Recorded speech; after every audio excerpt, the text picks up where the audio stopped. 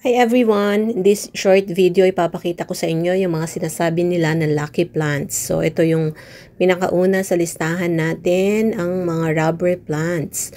So, iba-iba yung klase ng rubber plant na meron ako dito sa garden. Kasi nung nag-pandemic, sobrang na-addict ako sa halaman talaga. And pinakagusto ko talaga yung rubber plants kasi sinasabi nga na swerte. Tulad, ito yan, burgundy yan. Meron tayong lemon lime, may melony, ganyan. So, yan ang pinakauna sa listahan ng ating lucky plants. Plus, sumunod naman yung palmera. Ang sinasabi din na lucky plant ang palmera. Madali ring alagaan ng palmera at mas madali silang lumaki pag tinanim natin diretso sa lupa. So, dito sa loob ng garden, meron akong dalawang malalaking palmera. Then, third, yung ZZ plant. Ito ang ZZ plant. Nakakatuwa to, no? Kasi lumago siya na very healthy. Hinagay ko siya sa shaded area.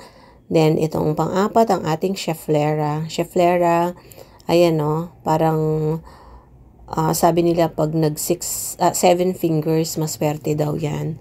So, napakaganda ng kanyang leaf pattern. And syempre, meron tayong peace lily. Ito ang peace lily. Pag namulaklak yan, maganda yung kanyang bulaklak na kulay white. So there you go, top 5 lucky plants in the garden.